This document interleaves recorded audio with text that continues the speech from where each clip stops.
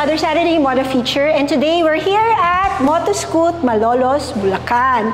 Dito sa aking friend na dealer ng Vespa and Aprilia.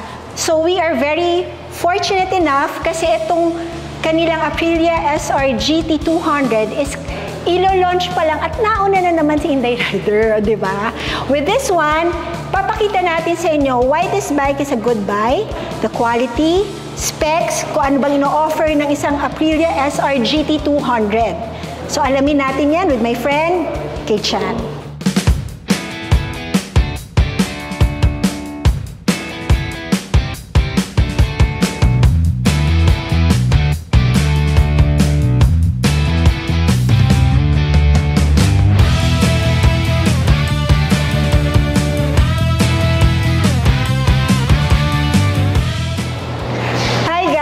Welcome again here at Motoscoot Malolos, Bulacan, and now here with Chan, my friend, Tiger Mate, classmate. Diba? Yes.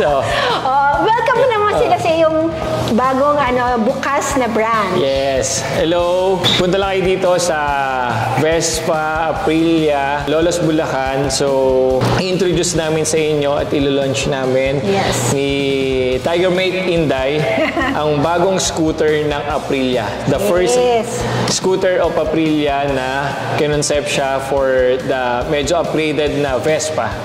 So, sabi mo nga, the home of the Piaggio Group brands, nag-collaborate ang Vespa and the Aprilia. Yes. Diba? Kumbaga kung si Vespa, siya yung classic tambay, chill ride. Yes. Ito ay meant for the adventures. Yes. One, diba? So, ito, kinoncept siya for adventure scooter. Yeah, para if ever kung pupunta tayo outside, tapos may mga road na malubak. So, ready siya. Ready siya.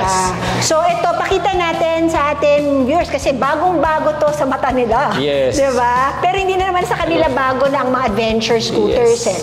So, kayang ilaban itong Aprilia brand, yung mga adventure scooters na meron tayo ngayon. And I will let you know why. Kasi ito nga, papakita natin yung specs.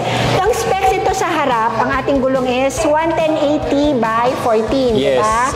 And we have the hydraulic wavy 200mm disc brake with ABS. Yes. Which is kailangan din talaga ng mga riders natin yan, di ba?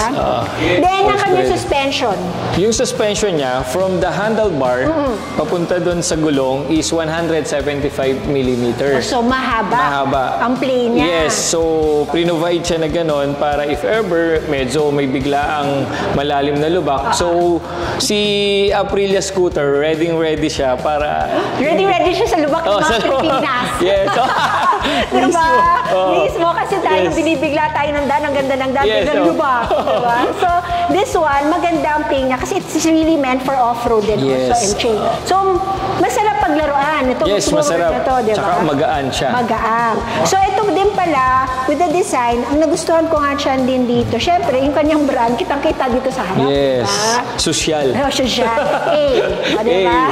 The Italy brand. Italy brand. And the aerodynamics ng windscreen din niya, ayan, binigay din sa inyo. Malaki, mataas. But ito palang parang carbon look. This is sticker. Sticker lang to, diba? Yes, sticker lang siya.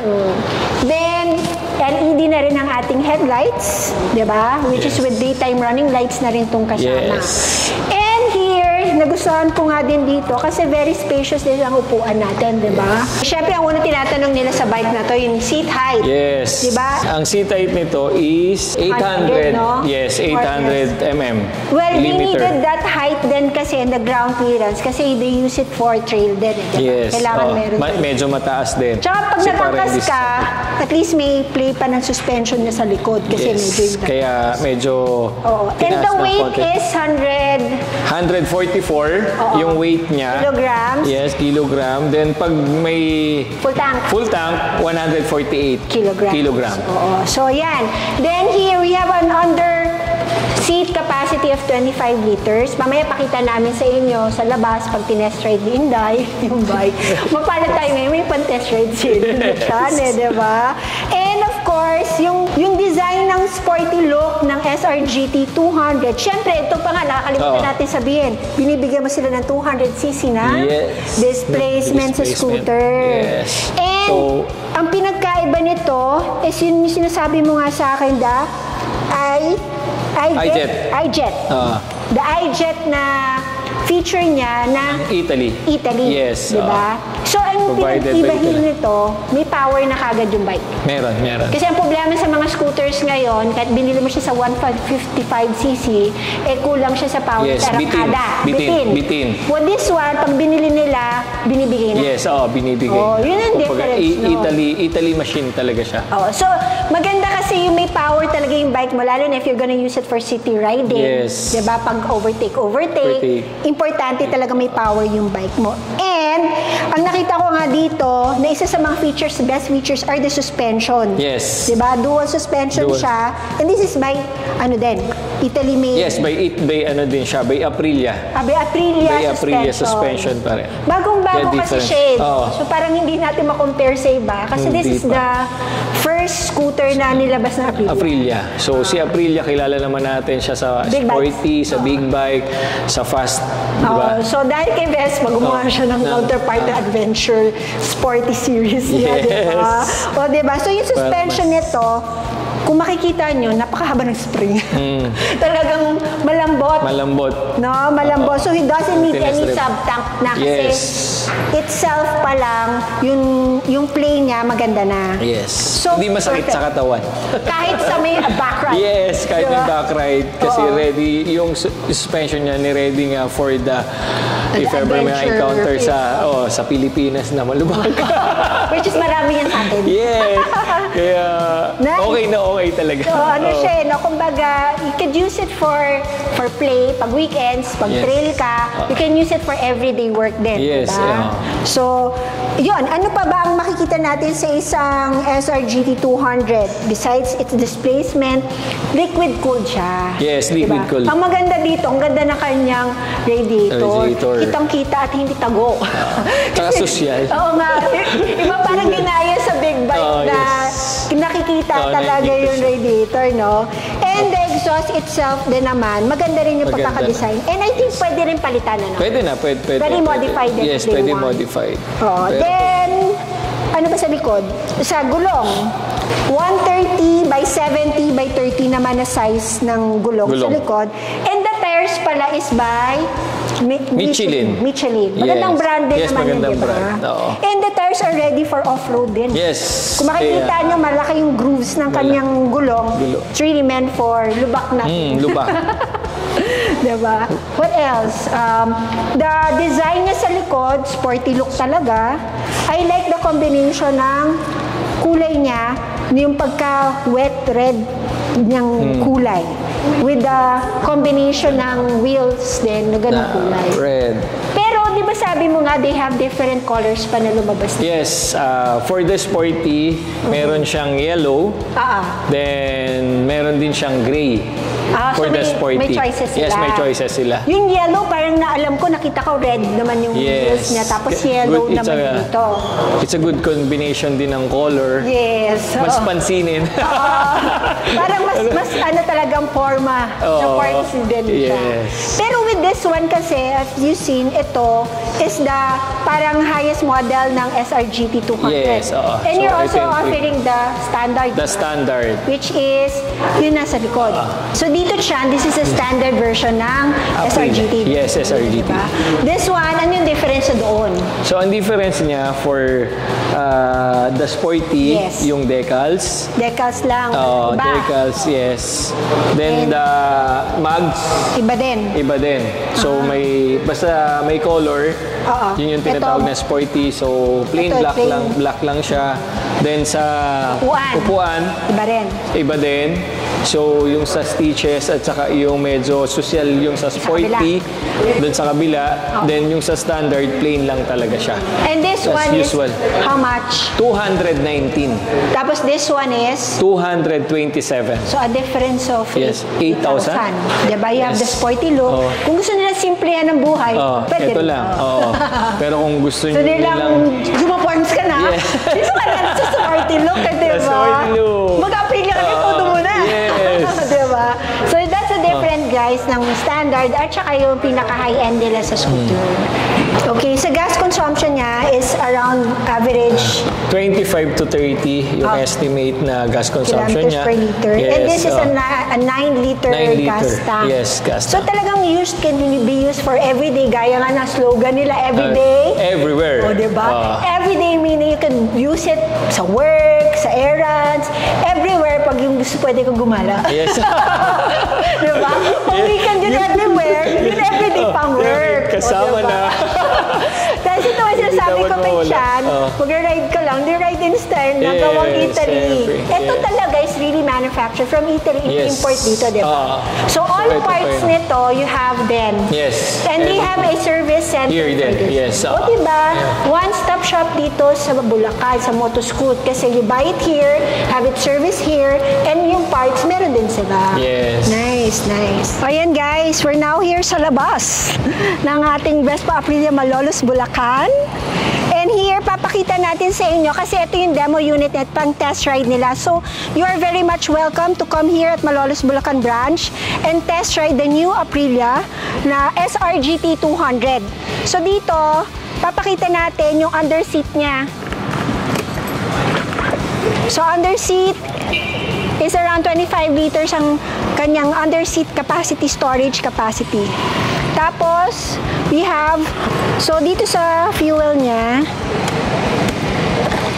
yan. So, easy access lang tayo sa fuel. Pipindutin nyo lang yung key, tapos sara. So, there. Dili lang. So, with a 9-liter capacity din ng fuel tank with an average kilometer per liter na ranging from 25 to 40. So, ito, medyo old school pa tayo, pero ito yung may feature siya na like the Vespa, the immobilizer wherein hindi basta ito na kokopya. Iba-iba per susi, per unit. So, this is one safety feature. Then, here, ano makikita natin sa handlebar ng isang SRGT? You have the off and on auto. So this is the feature na start and stop option. Meaning, kapag ka naka-auto yan, umandar ka at nag-stop light, kusang mamamatay. Pero pagka ginas mo na yan siya, aandar na siya. So it saves you fuel, sa fuel consumption. You have the mode, the signal lights, left and right, tapos hazard, and also the busina. Pwede natin modify ang busina naman, modify yan. And here sa kabila, ito naman is a Bluetooth connection, is one feature na meron nito. Then the kill switch and start mo, and the start button. Kill switch and start. So simple lang. So with our LCD, you have the modes. You have the trip A, yung kilometer kung odo mo, yung temp mo, yung voltahe ng battery mo, your fuel gauge is there. And you have the, kilometers per liter pinapakita pag prines mo yung mode mo. So you have that simple lang. You still have that instrument panel nila. So that's the Aprilia feature ng handlebar and their panel instrument. So here you have naman naka-center stand ka rin and you still have the side stand. So yun yung parang kill switch mo rin to. Pag nag-side stand, mamamatay yung makina. Same as the usual adventure bike. So kaya talagang makipaglaban nitong Aprilia na to sa mga adventure bikes natin na scooter ngayon na lumalabas. Okay, so ayan guys, magkano ulit sa Chan itong Aprilia SRGT 200cc? Na sporty type is 227. Then entry level natin is 290. Kayang-kaya yan. Kasi parang ang ratio nga natin, di ba? 1:1 sa 200cc halos. And gawang Italy. Gawang Italy. And talagang pinadalabas. At sosyal. Shala. Sosyal na pang araw-araw. Yes, sosyal. Yung riding style na nga, di ba? Yes. So ayun, thank you so much, Chan, for letting us show our viewers kung ano bang meron ng bago ang Aprilia. Itong kanilang sporty new scooter nila. Here at Malolos, Bulacan. Well, invite mo na rin sila to come and visit your shop. Come and visit here at Malolos, Bulacan, Vespa Aprilia, Piaggio Group of Brands. So, punta kayo dito. May demo unit kami, so you can test drive the new Aprilia Scooter Adventure Bike. So, kita-kits tayo dito. Punta lang kayo dito.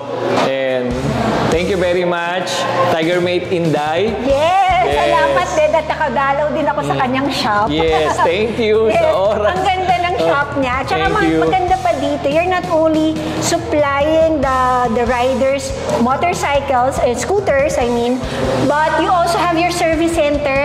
Yes. One-stop shop na. Diba? So, dito na lahat. Dito na lahat. Kasi usually pag bumili sila ng scooter, pinoproblema nila service. Meron din dito. And parts, anytime, they can order din naman directly from Aprilia. So ayan guys, another good Saturday Moto Feature today. And this is very, very new. Yes. Sa mga riders out there na pinakita natin sa kanila, diba? So ito, ilo-launch pa lang and hopefully by order na nga. Yes, diba, by order. Meron na kayo mga reservation. Yes. Magpalista na. Mahaba na. Mahaba na magpalistahan. Mahaba na. Kasi so yun, kasi ilan pa lang naman ang parating for the first batch. Yes, diba? Pero definitely it be a continuous supply. Pero iba na yung nauna. Yes, siyempre. Lalo na first adventure. Yes, scooter ng Aprilia. Diba? Mauna ka na. Yes. Alright, yun. So guys, this is another Saturday Moto Feature. It's a good day today. Thank you for watching and please do follow us on Facebook, Instagram, and YouTube channel. And laging paalala ni Inday Rider, alam niyo chan yan? Ano yan? Think safe and ride safe. Thank you guys! Bye!